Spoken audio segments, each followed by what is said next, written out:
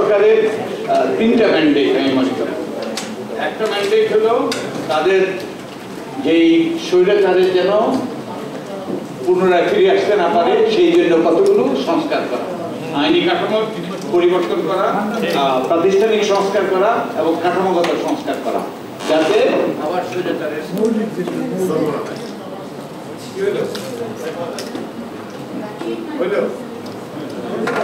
ঠিক আছে ঠিক আছে। এটা কতগুলো গুরুত্বপূর্ণ সংস্কার করা যাতে স্বৈরাচার আবার ফিরে আসতে না। আরেকটা হলো যে যারা অন্যায় করেছে, যারা খুন খারাপি করেছে, যারা এতগুলো মানুষকে আহত করেছে, তাদেরকে বিচারের আওতা, মানবতা বিরোধী অপরাধ করেছে তাদের বিচারের আওতা। আর তাদের সবচেয়ে গুরুত্বপূর্ণ কাজ হবে নির্বাচনের মাধ্যমে নির্বাচিত সরকারের কাছে ক্ষমতা হস্তান্তর করা। তো এই তিনটা কাজ কিন্তু একটার বিপরীতে আরেকটা না, এবং একটা বাদ দিয়ে আরেকটা না, একটা করব তারপর আরেকটা করবো তা না, এগুলো একই সময়ে হতে পারে এবং হওয়াটা দরকার এবং হচ্ছে। এবং বিশেষত সংস্কার আর নির্বাচন কিন্তু একে অপরের প্রতিপক্ষ।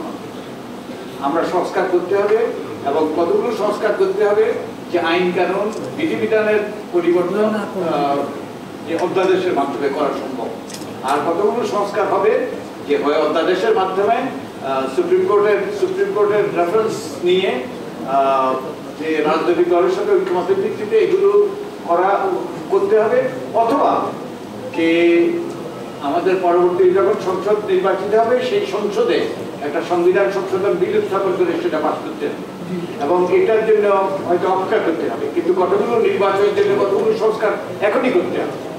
যেমন আমাদের যে নির্বাচন কমিশনকে শক্তিশালী করতে হবে, নির্বাচন কমিশনকে কার্যকর করতে হবে, নির্বাচন কমিশনকে ক্ষমতায়ন করতে হবে, যেগুলো আমরা করার চেষ্টা করছি। একই সাথে তাদেরকে দায়বদ্ধ করতে হবে। যেমন দায়বদ্ধ ছিল না বলে এখন নুরুদা কমিশনের আমরা স্পর্শ করতে পারি না, তারা আমাদের যে নির্বাচনের নামে প্রশ্ন করেছে, তো তাদেরকে দায়বদ্ধ করতে হবে। তো এটার কোনো বিকল্প নেই। আমরা যারা বলি যে সংস্কার বাদ দিয়ে নির্বাচন করতে হবে কিংবা নির্বাচন বাদ দিয়ে সংস্কার করতে হবে, তারা কেউই সঠিক। আমাদের দুটোই করতে হবে এবং একটার জন্য আরেকটা অপেক্ষা করার প্রয়োজনটা নেই। আমরা সমান্তরালভাবে এগুলো চলতে হবে এবং নির্বাচনকে সুষ্ঠু করার জন্য কতগুলো সংস্কার অপরিহার্য করতেই হবে, এর কোনো বিকল্প নেই। এবং নির্বাচনের পরে কতগুলো সংস্কার কিংবা নির্বাচনের আগেও অধ্যাদেশের মাধ্যমে এগুলো করা যেতে পারে। আর এই কথাটা আমি বলে শেষ করব, আমাদের রাজনীতির সবচেয়ে বড় সমস্যা হলো যে এই সমস্যাটার প্রতি আমাদের দৃষ্টি আকর্ষণ করা হয়েছে। আমরা যখন যে জনগণের সাথে মত বিনিময় করেছি, আমরা সংসদ ভবনে মত বিনিময় করেছি, সংসদ ভবনে আমাদের অফিস ছিল। তো বহু লোক এসছে যারা গ্রাম থেকে এসছে, তারা কোনোদিন এই সংসদ ভবনের চৌহদ্দিতে আসে না, কোনোদিন দেখে না, কিন্তু তারা অভিভূত হয়ে গিয়েছে যে এত একটা সুন্দর বিল্ডিং। আপনারা জানেন তো সংসদ ভবনটা একটা যে architecture monument in the world, বহু লোক বিদেশ থেকে আসে এই সংসদ ভবনটা দেখতে। তো আমাকে একজন বললো এই একটা সুন্দর একটা অপূর্ব বিল্ডিং, যে কিন্তু এই বিল্ডিংটাতে এতগুলো কুৎসিত লোক এখানে আটকা বেঁধেছে। সত্য, গত 15 বছরে তাই বলেছে। আমাদের অন্যতম দায়িত্ব হলো যে আমাদের নির্বাচনী ব্যবস্থাটাকে পরিচ্ছন্ন করা। আমরা নির্বাচন কমিশনের নির্বাচনী ব্যবস্থা সংস্কার কমিশনের অংশ হিসাবে, আমরা সংস্কার কমিশনের সদস্য হিসেবে আমরা যেটা মনে করেছি, আমাদের নির্বাচনী ব্যবস্থাটাকে পরিচ্ছন্ন করতে হবে, আমাদের রাজনৈতিক অঙ্গনকে পরিচ্ছন্ন করতে হবে, আমাদের টাকার খেলা বন্ধ করতে হবে।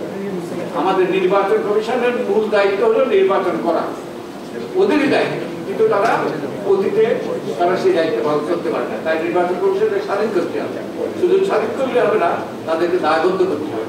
একই সাথে নির্বাচনকালীন একটা স্বাধীন সরকার প্রতিষ্ঠা করতে হবে, তত্ত্বাবধায়ক সরকার, যার জন্য আমি আদালত পর্যন্ত গিয়েছি। কারণ আমাদের দেশে দেখা গিয়েছে নির্বাচন কমিশন নির্বাচনের সময় যদি একটা দলীয় সরকার ক্ষমতা থাকে তাহলে নির্বাচন কমিশন স্বাধীনভাবে দায়িত্ব পালন করতে পারে না, নির্বাচন কমিশন এটাও স্বাধীনভাবে দায়িত্ব পালন করতে পারে। তাই নির্বাচনকালীন একটা নিরপেক্ষ সরকার দরকার, নির্দলীয় সরকার দরকার। এই জন্যই আমি আদালতে গিয়েছি। আমার নাহিদ, আমার প্রিয় নাহিদ আমার সাথে ছিল, আমরা 5 জন আদালতে গিয়েছি এবং আমরা আনন্দিত যে আদালত তত্ত্বাবধায়ক সরকার ব্যবস্থাটাকে সাংবিধানিক ঘোষণা করেছে, অনেকগুলোকে বাতিল করেছে। তবে এখনো এটা সংবিধানে অন্তর্ভুক্ত হতে সময় লাগবে, কারণ এই ত্রয়োদশ সংশোধনীর মাধ্যমে যে তত্ত্বাবধায়ক সরকার ব্যবস্থা বাতিল করা হয়েছে সেটা এখন আদালতে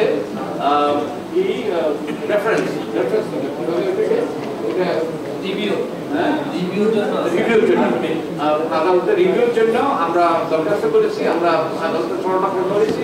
ওটা রিভিউতে আমরা প্রতিকার পেলেই আশা করি আমরা প্রতিকার পাবো, যে আমরা প্রতিকার পাবো, তাহলে তত্ত্বাবধায়ক সরকার ব্যবস্থাটা বাতিল হয়ে আসবে এবং আমাদের সেই শেখ হাসিনা যে পঞ্চদশ সংশোধনীর মাধ্যমে বস্তুত আমরা এই যে সংবিধান পুনর্লেখন নিয়ে অনেক বিতর্ক করেছি, সংবিধান পুনর্লেখন করে গিয়েছে শেখ হাসিনা পঞ্চদশ সংশোধনীর মাধ্যমে।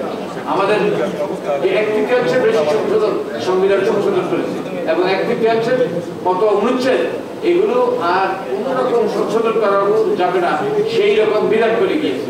তো এই পুনর্লেখন করেছে এবং সেগুলোর জন্য এখন সংবিধান সংশোধন করা দরকার। নিউ ইয়র্ক থেকে সম্প্রচারিত TVN 24 টেলিভিশন, বিশ্বজুড়ে বাঙালির কণ্ঠস্বর।